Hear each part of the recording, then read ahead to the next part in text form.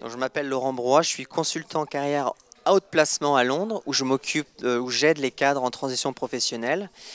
J'ai un blog aussi pour ceux qui sont intéressés. Et j'interviens beaucoup sur les réseaux et les réseaux sociaux dans des écoles de commerce en France. L'ESSEC, le ESCP, voilà, j'ai un certain nombre de lieux où j'interviens, que ce soit en français ou en anglais. Voilà mon métier. Alors, est-ce que vous pourriez nous présenter un petit peu la problématique que vous avez présentée aujourd'hui?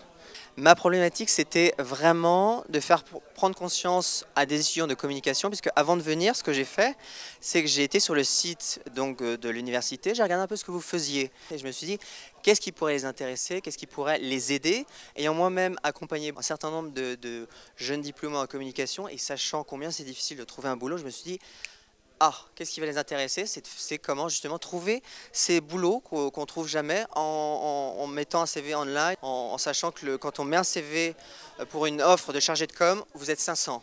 Donc je me suis dit, le mieux c'est vraiment de parler des réseaux et réseaux sociaux.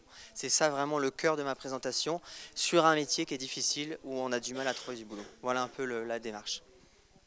Et vous avez l'impression qu'il y a un retour sur investissement alors auprès des étudiants que vous avez déjà accompagnés?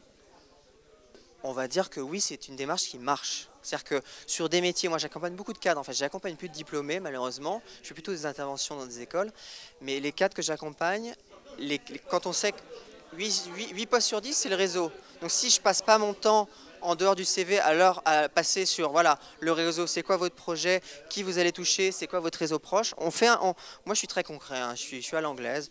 On prend une feuille de papier, on écrit les noms des gens que je connais et on regarde, voilà. Et celui-là, il connaît qui, celui-là, il connaît quoi.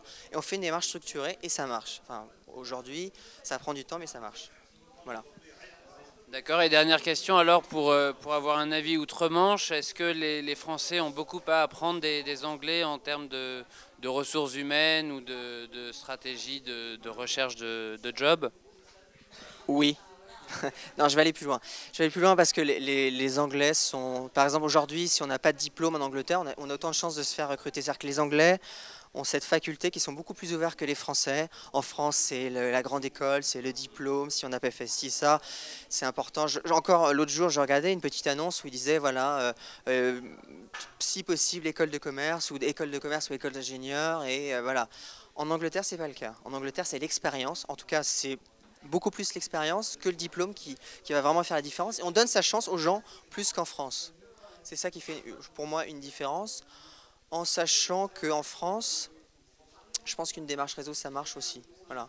Je pense qu'il y a quand même des choses, mais il faut y aller. C'est-à-dire que voilà, on a des gens qui ont une expérience, qui vont la partager. On a des jeunes qui ont d'autres choses que vous. D'ailleurs, merci pour votre intervention, pour la personne de 10 ans que vous avez mentionnée. Moi, je trouve ça très intéressant parce que je pense que le web s'autorégule et qu'il y a des limites, il y a des risques, mais voilà ce que je voulais dire.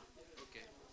Bon, on terminera là-dessus, merci beaucoup et à bientôt encore, merci pour cette belle présentation. Merci. Au revoir.